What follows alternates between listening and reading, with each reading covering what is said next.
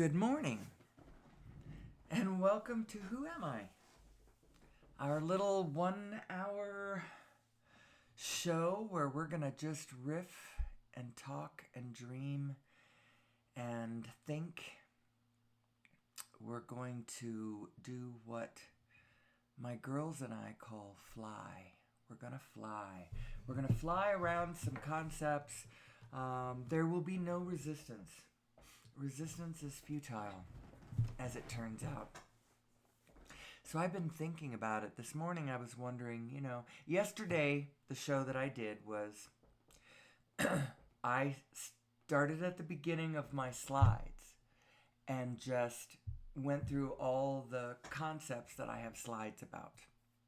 And for a while, this was my show, that I would run through the topics in a particular way. I hit the cliches, I hit certain quotes that I like. I did the Kafka and the doll story. I did the they thought they were free thing. I quoted Einstein. I always like to do some of those. We went through the your emotional GPS system, your binary self. We talked for just a second about the possibility of being genetically modified and why I think that. And the kinds of things that would imply about our story and ourselves, which I think is all very interesting. We talked about the mathematics for a second of unified physics. The unified physics that Nassim Haramein published 12 years ago, actually, was the first one where he published. I'm not sure exactly what the first paper covered. The paper that he did last September. Just for a second, I'm showing it. Now I'm going to go back to my peaceful moonscape in the background. Actually, what one do I do? I don't know. I'm not sure where I am. No. Huh. No. I don't know where I was. Oh, that is where I was. I think this is where I was. Hold on 1 second. I found it. Anyway, so this morning I'm wondering, well, what am I going to talk about today? Am I just going to do the same thing? Am I going to start at the beginning and go blah blah blah blah blah? If I'm going to do that, I might as well just direct you to yesterday's show. As advertised in the description, this is Stream of Consciousness. I start myself, I'm early in the morning, so the rest of my day has not crowded in. I am not thinking particularly practically. I don't even want to think practically. We're dreaming here. We're spitballing. We're contemplating I don't know. Some words came into my mind, but I'm not sure if they were completely accurate to the vibrational description I'm looking for. I hit the subject being, in all honesty, in all humility and flexibility, adding everything in that I can find. The question is, who am I? Who am I? Where did I come from? Why am I here? And, okay, maybe we don't have the answers to this. Like, well, the reason you're here is because you're here. Okay. So, it's still valid to ask the questions, okay, well then, how does my equipment function? How do you go from wanting something and having it appear in your mind, have you, be able to imagine this thing that you want that you do not have yet? How do you go from that position to moving gently, surely, flowing to it. How do you get that? Well, sometimes you may have to adjust what you want. I think you do have to adjust what you want. Say what you want is for everyone to behave in a particular way that maybe is not in their nature to do. Well, you're not going to get what you want. You may have to adjust what you want. That is what I have discovered. That other human beings are going to do what they want to do. And you know what? I think that's okay. I think that's okay. I think we got to work with that. And help people to understand that the actual way that the system is actually designed is for all of us to follow our bliss. Each and every one of us has to find our own path. And it turns out that for some reason, I feel compelled to set up my own little station and have my own little broadcasting platform over here to talk about my favorite subject, which is source energy. What actually is our design? It's quite cool. We're designed to get what we put out. That means, well, because that's one of the laws of the universe, right? It's the fourth law of the universe if you go on that particular list of Bashar's. First one is you exist. There is nothing you can do to change that. That will be forevermore. And he's got some logic going on about, you exist. And from the position of you exist, non-existence does not exist. So you will always exist because you exist. Now, sometimes my eyes cross when he does that thing, but that's his logic. Anyway, you exist. There's nothing you can do to change that. Everything is here and now. Even the yesterday that you think about, you're doing that here and now. And the tomorrow that you're imagining, you're doing that here and now too. It's all here and now. That's one of the laws of the universe. The third one is... What is the third one? Hold on just a second, I'll get it. The one is all, and the all are one. That's the third law of the universe. That's that matrixing that this energy field does. This energy field. Every plonk is a frequency. It's an energy zap. Only it's so teeny, witsy, tiny. It's not even a packet of light moving at the speed of light. It's just sitting there, oscillating, actually going from... we'll talk about plonks later. Let's finish the laws of the universe. The fourth one is what you put out is what you get back. That means it's all in your hands. All in your hands. What you put out is what you get back. So if you want to control what you get back, and the one control that you want to have about what you get back is you want it all to be nice. I swear to God, you do want it all to be nice. You want it to be fun. You want it to be playful. You want it to be, everybody interested. You want it to be life-sustaining. You want it to be that kind of energy. So the only thing you should ever worry about or pay attention to or focus on. Now, you have to get on to a little bit more physical, but honestly, the impulses will come naturally. The only thing that, the main thing that you should focus on is the spirit. The spirit. What is the spirit of your endeavor? How whole is it? How angry is it? How partial is it? Because your angry self, I talk about who am I? And we talk about the you that you really are as this big, important, lofty, connected, powerful, genius self. That's the one I talk about. But you have others. you have your angry self and you have your petty self and all those selves. They are you too. However, the difference is they're not the whole you. They're just a piece of you. And whenever you are dealing with just a piece of you, you could be looking at a distilled piece of the lesser, not a part of you that you really want to be the representative of you. You don't want to be operating from a partial you. You don't. You just don't.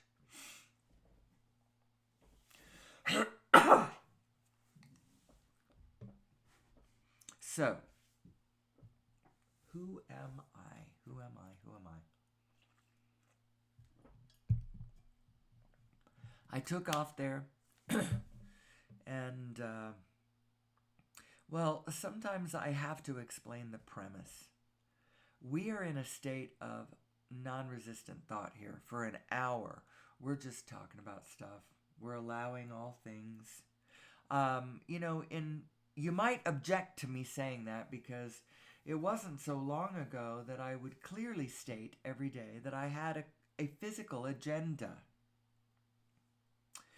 And that doesn't actually jive with me just, spitballing and discussing the universe without resistance and allowing all things. But my agenda is a peaceful one. It truly is. I wish every single being involved in the fossil fuel industry, I wish them well. I would like to have a system where we collectively as a people will take care of all of us who are the people, allowing all the individuals to move in the direction that they feel is the right thing to do. I don't know how you arrange it so that your society allows for that, but the reason that would be good is because then beings who want to go pursue other pursuits, or no, that's not really it. Say if, for instance, one of my agendas was I wanted to get us off fossil fuels. Well, some people objected to that.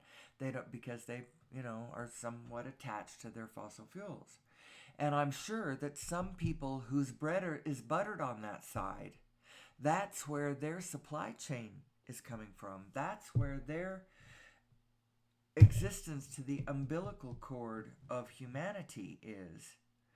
And they don't have a way out that is peaceful, that allows us to shift to another energy source. Well, what we should do is add to the energy source for a bit, because we just need more energy for a while. We do. There's more things to be done. And although some things, it doesn't make sense to do them with fossil fuel energy, like some of the ecologically cleanup actions that we could do, like somehow recycling the plastics in the Great Pacific Garbage Patch. I've called it Garbage Island for like 9 months. It's the Great Pacific Garbage Patch. I finally dared to look it up online. Okay, Great Pacific Garbage Patch. And a lot of it is soupy. It's not solid, but it's toxic, horrible. And it's part of that is teaching us how all the systems connect, how we are one being, how Gaia is a circulatory system, a living system. Gaia is an organism the same way that humanity is an organism. And as the same organism, it doesn't make sense, some of the resistance that we give each other, some of the guff that we give other human beings. We should be kinder to human beings. All human beings, even the ornery ones. And it is my intention for the rest of my life to whatever it is that I do, as I actually run across other human beings, my intention will be kindness. How I add them into my thoughts, how I add us all into my thoughts will always be kindly. The way I believe the way I vote. So I'm not going to be voting for the guy who comes out and says, you know what, I'm going to be tougher on all you asshole criminals, because what the answer is to get tougher on everybody, to get meaner, to get, to lower the boom. That is actually not the answer. Where the answer is to get kinder to each other. The other answer is on the lines of, and the beatings will continue until morale improves. Now, I don't know how to translate these things into our system's policies. I just know that all of us need to understand who we are and what we're dealing with, and so what it actually means. So if there's this enormous difference in how it turns out when your intention is one thing or your intention is another thing, love or fear, if it's coming from love, it's going to turn out great. If it's coming from fear, not so much. So, how does our military activity add into that? There are times when we do things, not often, most of the time you don't drop bombs out of love. You do it out of fear or hatred or anger, or you don't usually drop bombs out of fear. It's how come you don't ever ask the question, who would Jesus bomb? Because Jesus wouldn't bomb anybody. And why do we? We don't actually need to. One of the reasons that we need to is that we don't know who we are, and they don't know who they are, and nobody knows who they are. And so we actually, as a nation, should have way, way, way more State Department, way more diplomacy, way more people getting to know people caring about people, that kind of stuff. There should be way more State Department and way less military. I'm right there with Marianne Williamson and her Department of Peace. Right now, our Department of Peace isn't a Department of Peace, it's a Department of Defense. But being defensive all the time, that's not a good thing either. And how do you know these things? Well, things that are not appropriate for the individual are not necessarily appropriate for they might not ever be appropriate if it's not appropriate for the individual, maybe it's not appropriate for us collectively either. The thou shalt not kill thing, I find that very interesting. Because we're not supposed to kill individually. But collectively, if generally we get together and say, well, those people need to go, then that's okay. I actually don't think it's okay. I don't think I think that it was meant.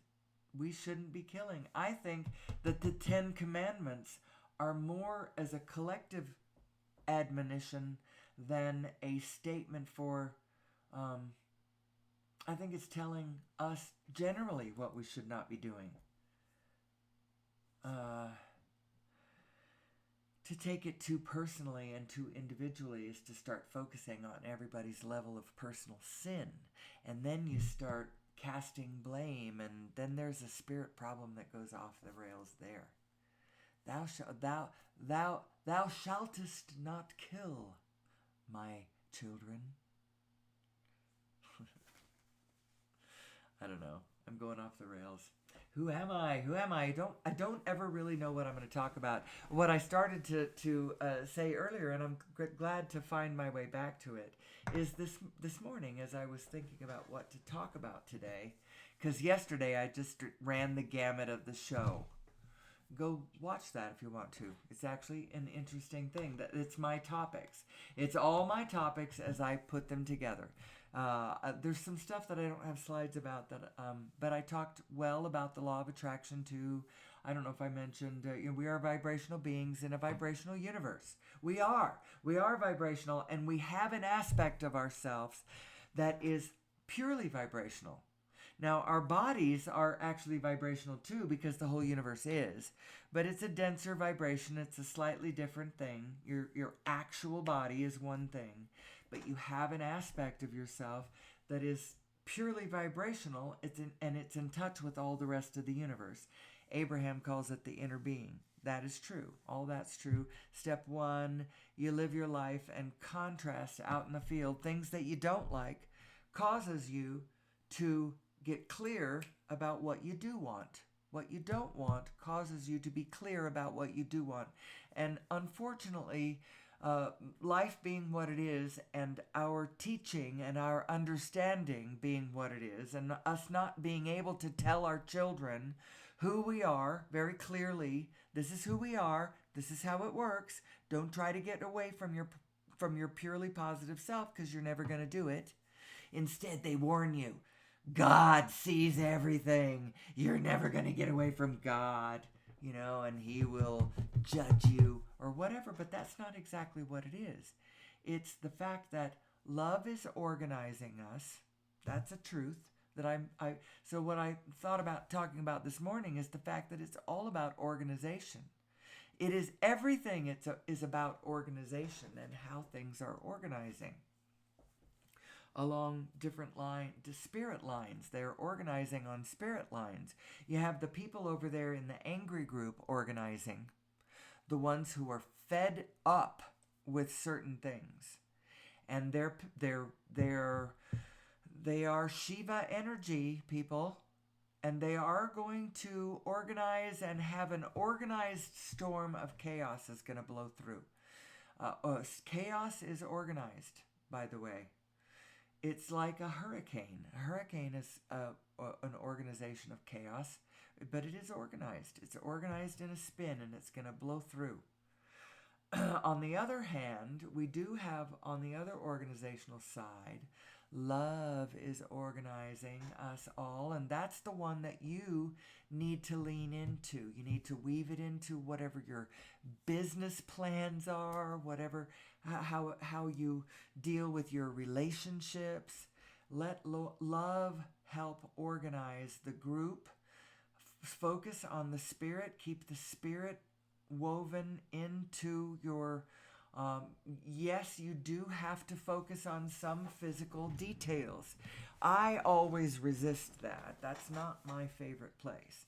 But there are people around me who really, really, really love to focus that direction, and God bless them. Let them do that. However, I'm going to be sitting there, making sure that the intention stays clear, that everyone stays, we're not crosswise in our intentions and our desires within ourselves or within the organization. That we're clear about what we're doing, and we're just going to move right to what we want.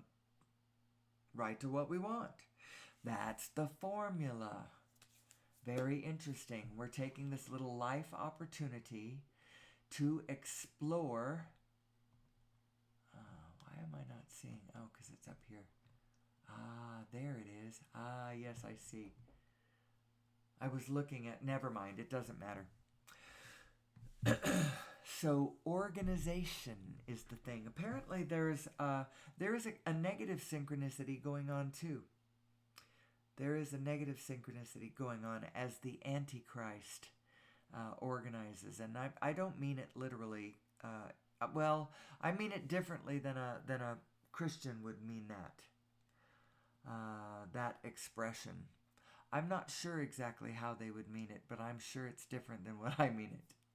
Because I'm talking about energies. I like to talk about energies. That's what I'm looking at all the time. I'm looking at energies. I've trained myself to focus on the spirits. But that really isn't anything. Anybody could do it. I'm not blowing myself up.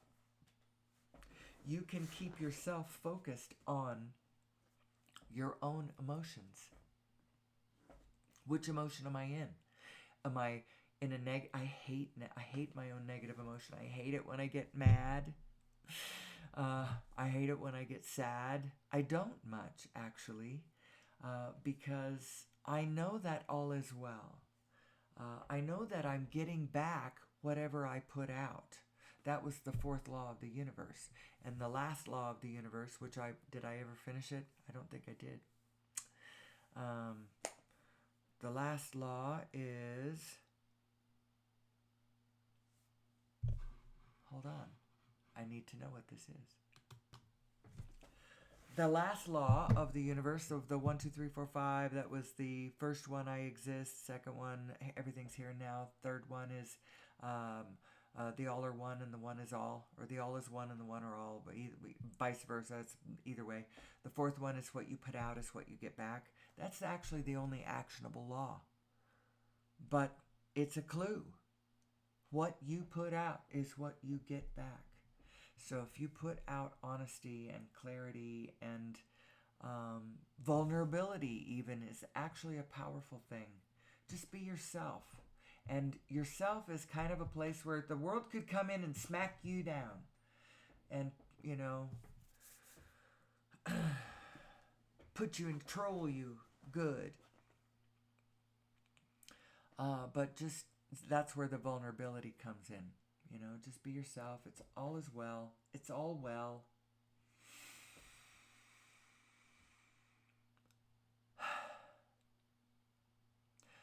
There's another way to look at this. The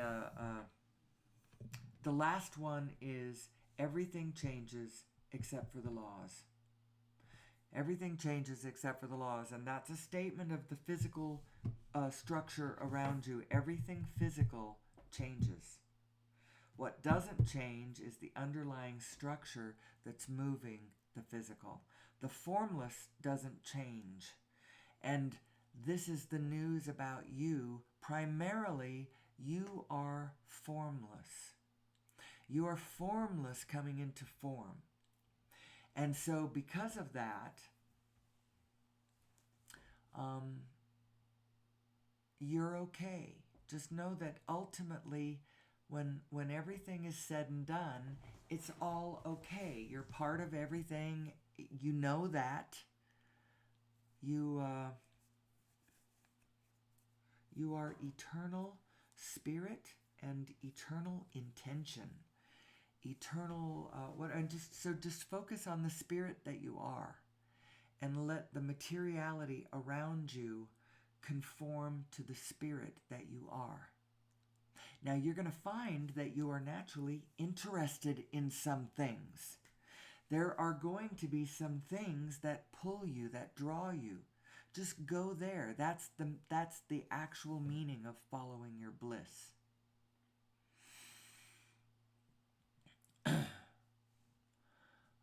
So the name of the game is organization. So if you're trying to start a business, or if you're trying to organize a dinner party, organize a bowling league, organize a soccer league, organize a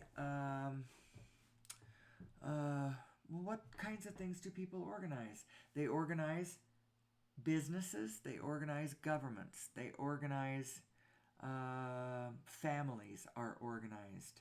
Anytime you have people moving through life needing to get things done, it's great if we're organized. Religion can be organized. That actually can be a problem. Organized religion can be a problem because it by necessity has to bundle the pedagogical realities of physical existence into some, esoteric, formless spiritual truths. And sometimes through time, the originating, the founding person might get the spirit right, but it's really hard to nail that spirit down in stone, to delineate it, uh, to capture it in words well enough so that through time people can still get it. It's hard to put the spirit in stone. It's hard to cast it in stone. And so through time it tends to shift. The spirit is the important part of it. The energies, this matrix that's matrixing us together, it's making the whole picture holographic. It's making sure that I have the whole universe right here where I am. And nothing is a forgotten backwater where nothing exists. It may look like that on the outside, but quit looking at it from the outside. Look at it from the inside of your own consciousness. Get practiced of looking at the your mind from the inside of it, because that's the instrument that is looking at the outside, and so it's very illuminating to do some meditations on your own thought processes, because it is your own thought processes that are evaluating what you imagine the outside world to be. And you're imagining a world way more than just the space immediately around your physical body where your eyes can see. You're imagining what's going on in Washington, what's going on in Israel, what's going on in Russia, what's going on in the Caribbean. You've got all kinds of some of those were, the first one was our government, the next two were wars, the next one was a recreational spot. You're imagining things all around the world that you have never been to, that you have never seen. You're putting it all together. You're imagining that you have any kind of a handle on who we are as a species, as individuals. There are 8 billion of us. Do you know how varied we are? How energetic we are? I've been watching Cash Cab. I love Cash Cab, and I get it on my computer.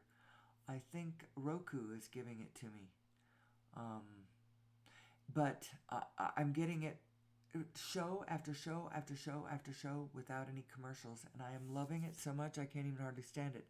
But you just see all these people getting in and out of this guy's cab, and it's so random. It's like a slice of humanity, and they just have a fun time, and they do you get kind of a quick read on the way people's minds work, and I love Ben Bailey. He's absolutely delightful, and he's displaying something that I remember. I was a bartender for 12 years, and I was so grateful. I loved being a bartender. I absolutely adored it as a job. And what I was grateful about was that I got to see people being themselves.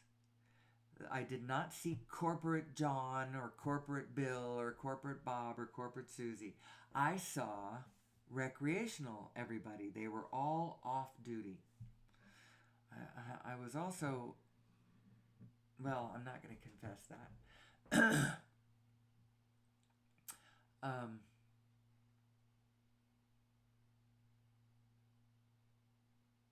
And so people from all walks of life that wouldn't normally go together would all appear in the bar at different times. A bar is a wonderful slice of life in the same kind of way. And you have the the premise, the starting point is recreational and social and pleasant and easy to focus on happy spirits. I'm a happy person, and I am a optimistic person. Even if the whole thing crumbles down into flames, I am incredibly optimistic because I think that we have enough pockets of stuff going on that actually I don't think the whole thing is going down in flames. Little bits of it here and there. We've got organized chaos. Storms of organized chaos are going to blow through and knock down certain things. There are also other things that we are going to grow, and they are going to become beautiful to the eye, beautiful to behold, and absolutely sustainable and sustaining. And we're not going to go back and knock those things down. I think that we have lived a lot of life, and we know way more what we prefer. We are growing up. Humanity is growing up. I'm going to broadcast this show. Now, I have been crying out into the wilderness for a while, sort of acting like we need to grow up. But part of us is growing up. The Spirit is everywhere. The wisdom is everywhere. It's all over the internet. It's all over Gaia. There is so much wisdom out there. Yeah, there's garbage too. But if you happen to find a calm space within yourself and you find a place to tune into and listen to the words of love and wisdom and organization and power and the matrix and the quantum field, the 0 point energy field, everybody's abuzz with it. You realize that the gurus are everywhere. People are adding it up and going, oh, that is who we are.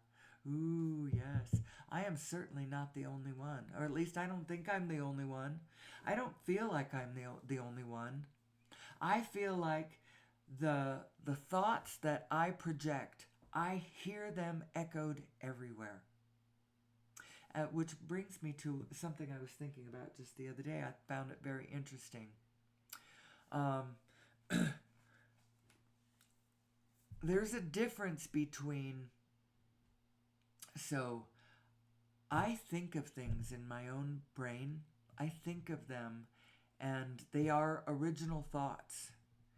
And then I look out into the world, and I hear someone say, like Bashar, saying something that, I've thought of before. And what I feel is I feel like my thought is being reflected back to me. And then I go out and I share this Bashar thing with people.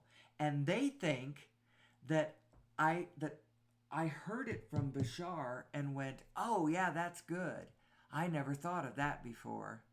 But it's more like, oh yeah, I thought about it. And then this wise teacher reflected it back to me and confirmed it. It's like I got a confirmation that, oh yeah, it is right. When you start coming up with the truth within your own self, you'll see it reflected everywhere. If you don't see it reflected everywhere, it probably isn't the truth, because the truth is going to be something that you're going to see everywhere. It's not going to be new. It's going to be old, old, old. It's going to be trite as hell. It's going to be stuff like, God is love. God is everywhere. God knows everything. That kind of crap. Turns out that's true. It is true. God is everywhere. God is love. And God knows everything. And it's also an organizing force. And this organizing force is actually spin. It's actually spin. And that's how it relates to everything from Abraham's spinning vortices of attraction and her cooperative components and her... The law of attraction is actually describing a vortex of spin that is pulling towards the center of itself all things needed and wanted to the desire of the collective. The more that your individual desires line up with what is also desired by the rest of the group, the more your desires will be supported by, the more cooperative components you're going to find out there in the field. It's going to translate to you in things like people who need jobs, and you have exactly the right job and they have exactly the right skill, and they meet up with you at exactly the right time that you need exactly the right thing. But you need to really get practiced at this motion of being in the flow of the rest of the field around you. You know, start dancing with the rest of the field, with the people who need jobs and the items, the stuff that is flying around, and your resources in the bank, and your desires, and it's all cooperative components to the projects that you have in your mind that you want to play out on the board. Because at some point, dang it, I hate being physical. I would like to just, dance in a field of daisies and, eat honeycomb and live in my moss hut. And, I don't know, I would love to be a forest witch woman, and perhaps in another life I was. I don't know. I think perhaps I was. I want to just flow with nature. I want to be a natural person. I don't have lots of physical goals, except for some have been thrust upon me because I do want my family to succeed. One of the reasons I have the luxury of not really having to worry about it is we're retired and we have a good income. We have money in the bank. We have a retirement income as long as my husband is alive, and after that I still have equity, and we're fine. We're not rich, but we're fine. And to the level that we live right now, we can keep living to the end of our days, unless of course the whole house of cards comes crumbling down. I don't know how much of a house of cards it is. It depends. How likely are we in this moment, in the next moment, to to elect the autocrat? And you know what? Whether he wins or not, he's showing up. He's showing up on Inauguration Day, on January 20th. He's showing up to be inaugurated, whether or not he won or not. So that's going to be interesting. That's going to play out. We live in interesting times. The whole thing is there's a lot going on. Actually, what the Who Am I show is me trying to hit a larger, broader perspective on who we are and what might be going on with our lives. And there's a lot of things that you can talk about in this vein. One of the reasons why politics is almost an acceptable subject is because it falls into the categories of what Jung would have called authoritarian psychosis and what Paul Levy calls wetiko. It's a psychic condition where you think that you are clear. I think what happens, why you think you're clearer than anybody else, is because you draw a line under all of the things that you know and physically know and believe, and you're angry, whatever. You draw a line and you conclude. And you do it from an angry position or an aggrieved position. I'm not sure exactly, but you get really, really clear about what you're angry about. And then you think you know more than anybody else. So you know what you know, and that's fair. You can know what you know. But now you think you know clearer than anybody else. You think everybody else is wrong. You're right and everybody else is wrong. And that's a problem. Because the actual truth is you are right. But unfortunately, or fortunately, everyone else is right too. Everyone is right. Everyone is right. Everyone is right. Everyone is right. Everyone is right. And now go deal with that big picture. Now, everyone isn't right about everything. I'm not right about everything, by the way. I'm hoping to be righter than wrong during this 1 hour that I'm flying around. But depending on what sense you take, whatever words I said, you can always take my words different than how I meant them and go take them wrong. It's easy enough. It has to do with positive and negative energies. And did you go if you take my words to some place, to a negative place in yourself, and then turn back to me and say, well, that's not true. I don't like that at all. That made bleh. First of all, it's fair from your position. You can do that all you want. But second of all, I didn't mean it that way. I don't mean it in a negative way. I don't mean anything in a negative way for this hour. I'm not pushing back against anything. All things, it is what it is with a capital I, and there just isn't anything I can do about it. There are 8 billion people out there, and it's like herding cats. It's worse than that. At least from my position, I got no control over any of that. There are too many moving parts. And so you either find yourself in a position where you're like, I have no control over anything at all. And that's going to make me feel really insecure. Or you recognize that you actually do have control over the only thing you need to have control over, and that is your own transmission. And the reason that's important is because you get what you put out. The whole universe is like a freaking mirror. It's a mirror, and you can't force the mirror to smile. We cannot force the mirror to smile. If you want the mirror to smile, you've got to smile.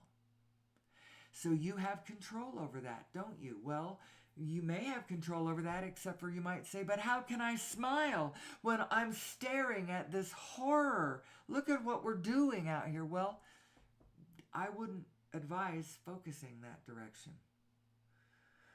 I would advise, no matter where you are on the board, to focus from where you are. Try to focus on anything that's going right, on anyone whose intention is good, on love that you can see anywhere. Focus on it anywhere and try to pull it into the scene more. Wherever, and if you're in a really lousy place, it's even more important that you do that. That you find the sparkle of love in the eye of somebody, and if you're on the street, it's even more important that you find this spirit. It is your very survival if you're in that kind of a position. If you're in a war zone, even more so. So, yes, it's harder to focus on the light and the love and the good and the who you are and the what you want that's not actually in present. It's harder to do that when the condition around you is rough, but it's even more important that you do so. Remember, when Jesus was operating back 2,000 years ago, if you think about what was the backdrop, he was a Jew and they were occupied by Romans. And the Romans were horrible. They were horrible, and they were a political force that had been locked in structure for hundreds and hundreds of years. And they had an iron fist on Judea and all of Palestine. And there was one day, I can't remember what it was that pissed the Romans off, but they wanted to teach the locals a lesson, and they crucified like 3,000 people and put them on both sides of the road the Appian Way, I think, was the one that was the road that was, and it went on for miles and miles. Every so often, another crucified person, another crucified person, another crucified person. The Romans were terrible. Were terrible. And here's Jesus, and what is he saying? Keep your eyes on the Spirit. Keep your eyes on the Spirit. Focus on the Spirit. It's even more important from this position. It's even more important from this position. Now, why did he end up getting crucified? I'm not sure what the meaning of all of that story was. If for a while I had it imagined in my own mind that he was saying, hey, you don't need to be afraid of them. They cannot hurt you. Even if you're being crucified, I promise you, you're okay. It's okay. All is well. Now, that seems like a ridiculous thing now that I say it right out loud like that, because it doesn't seem like all is well at all. Except for, I don't know, that's how I had it imagined. I don't know. And I also find myself, if I'm talking about Jesus and I don't know what I'm talking about, then maybe I need to change the subject because I really don't want to offend anybody. When I talked about the Antichrist earlier, I shouldn't use these words because people have them defined in their own heads, and so a picture of their own has already lit up in their mind that may not be the picture that I'm talking about. The Christ I would be talking about would just be the spirit of love that is everywhere, even within the hearts of the wicked. This spirit is there. It's just they aren't focusing that direction, and they're following a different path. They're focusing. Their thoughts are not what their inner being knows to be true about the situation. Their physical thoughts are not following that direction. They're going on their own. They've drawn a line under their own angry whatever, and but all of us have this light within us, this love, this eye within us, this heart's eye, this who we really are, this love connection to the whole thing aspect. We all have it, but some people are completely focusing in a different direction, which you can, because we have free agency as human beings. Someone has given us free agency. Someone has given us the ability to turn away from source. The rest of the physical world, the rest of the natural world just naturally follows the impulses that they are getting from the great allness that we all are. Something about being a human being makes us different, and we can focus in ridiculous directions. We can move on our negative selves, which I don't think we should do that, because our negative self is only a partial self. Our negative self, by definition, is not looking at the whole picture, is only looking at a piece of it. And yes, it might be reflecting the fact that there is something off in this piece of it that needs to be corrected. That's possible. But it's a sure thing that you're not going to correct it in any kind of truly blessed way unless you can find a way to do it from a positive perspective. Doing it out of love, doing it out of joy, doing it out of great ideas, and I've got this wonderful idea for this. That's the kind of energy you want. You don't want to, oh my God, it's all going wrong. What the hell am I going to do? I guess I can plug up this, and you can't do your best work from that energy. And so it's a conundrum. How do you heal the world from a happy energy? Well, first of all, understand that the world doesn't need healing. It needs understanding. We need to understand how the world works, how our focus and attention is bringing the world into focus for us, into, well, that was actually ridiculous sounding. Our focus and attention is bringing the physical world into being. It's you get what you think about, whether you want it or not. So it's the spirit of what you're looking at and thinking about. That's what everything else is riding on. And so your intention, your spirit, the energy, the thought, the base thought behind the action is more important than the action. Well, it's like the foundation of a building. You don't want to build the building unless the foundation is sound. And that spirit intention behind every thought is the foundation that you're building everything on. It's really important that you're clear about these things, clear about what you want, clear about who you are, clear about who others are. You know, the actual position that we want as humanity is a win-win-win-win-win-win-win-win-win-win position. And you know, you got to have faith that there is such a thing. You might think, yeah, sure, lady, you're trying to find a win-win position in a win-lose world. And you know what? You might be trying to do that, but you're the one making it a win-lose world. Because the world is actually, at the very least, it's more malleable and flexible than you're giving it credit for. And at the most, it actually is set up as a win-win situation, but it's so reflective and agreeable that if you play it as a win-lose, you can create a bunch of losers if that's what you want. But that's not what I want. What I want, little me, Amelie Starchild, that's not my real name, but that is my show name. That is my nomer on this show. Who am I? I am your host, Amelie Starchild. I will be your hostess for the next hour for our short flight around the planet. We will be landing the plane shortly, by the way, because I see I'm 57 minutes in. I hope you've had an enjoyable flight. Sometimes it's a little bumpy. I don't know.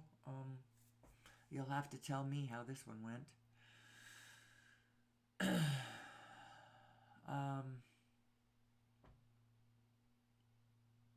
Who are you? What is your intention? Do you understand how these energies are organizing? Do you understand that what the energy that you are putting out, the frequency that you're putting out, the way your thoughts are aligned or not with the rest of the field, all of this is determining what the universe is giving you, how you are navigating your starship through the waters, through the rest of through experience. Your inner being is trying to guide you to where you want to go. You just have to trust her. She is the intuitive mind. Your physical mind is the faithful servant in the Einstein quote. We have created a society that honors the servant and has forgotten the gift. That's Einstein's quote. Well, let's just talk about those two aspects and just use his words. Let's don't say inner being, let's say intuitive mind. And let's don't say physical mind, let's say faithful servant. That's who you are. You are those two beings. Even Einstein recognized it. But we need to know it. And we need to teach our children, this is who you are. This is what we're doing. What's the object of the exercise, Mommy? Well, ultimately, honey, it's for joyful sustainability. No, that's not what she'd say. To find yourself, to be happy. We're supposed to be happy. Did you know that? Our default setting is joyful. We're supposed to be contented. And maybe our default setting is contented. But we are driving a kind of creature who is capable of hitting very, very high notes of beautiful emotion. Our emotional range is like an instrument. We are like a musical instrument playing to the universe, and the universe is listening. Our our our emotional frequencies are calling to the organizational forces of the universe. And depending on how you're playing your own emotional instrument as you try to organize others, whatever it is you've decided you want to do, are you organizing a softball league? Are you organizing a bowling league? Are you organizing a group that's going to get together and play cribbage every Tuesday? Are you organizing a group that's going to get together every Wednesday and study A Course in Miracles? Or maybe you want to organize this group. How do you want to organize? And along what wings are you organizing? What's your intention? Are you organizing out of defense? Are you getting together with others because you're all mad about something? Are you getting together with others because you want to, well, I'm sort of getting together with others right here in this show because others are finding me and they're listening to me and they're subscribing to me, and I'm so excited. I'm so excited. I love you all. I'm not going to worry about the people that I don't reach. I'm going to care about the ones that I do reach. I love you. I absolutely love you. I knew that you were out there. I just knew it. I can feel you in my mind every time I touch a thought that someone else wrote down or said, or I hear it on the internet, or I read it in words. It represents someone thought that at one point, and I know that they're there. I used to do that in libraries. I'd walk through the libraries and I could just feel all of the intelligences represented in every book. To be walking in the presence of all of those books.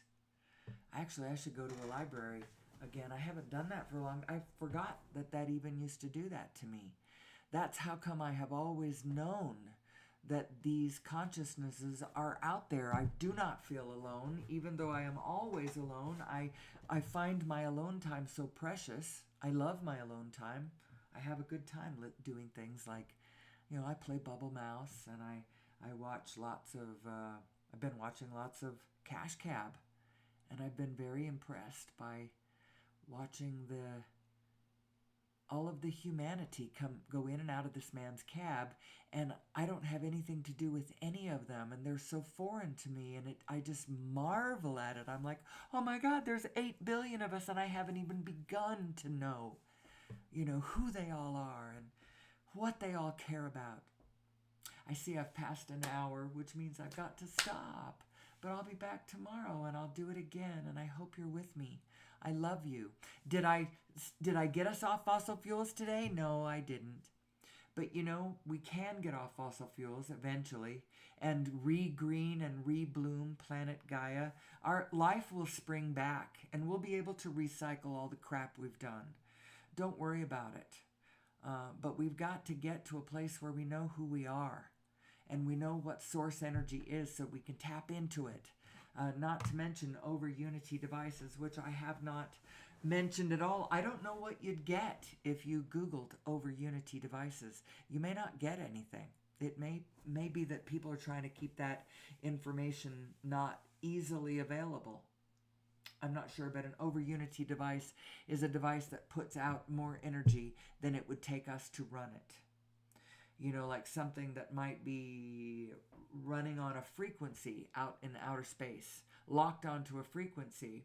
We lock into it and then it just goes and puts out energy. There's one in the Thrive 2 movie that does it just that way. And then there's devices in the movie The Lost Century and How to Reclaim It. That have been stolen by our patent office, squirreled away somewhere. I hope they're in a vault somewhere, ready for us to be ready for it. But we're not there yet, because if tomorrow everybody got all the free energy that they, well, we gotta trust. We got to trust each other. We need this free energy. But we're going to have problems with the cults and the crazies. Yes, we are. And that's how come it's important for us to understand who we are, who is the negative self, and how to tame it, how to bring it into alignment with who we really, really, really are. Even if you are a tyrant, you are still part of the greater picture. And I think it's potentially possible for us to even add them in and for them to see how they fit into the rest of the picture in a way that is in more alignment than they are being in this moment. For one thing, the only reason Putin has the power that he has is because of our energy systems. You know, our fossil fuel use. If there was more energy available out there and we didn't have to go to him for that energy, we could just thumb our nose at him. And you know what? What should happen is that fossil fuels go down to the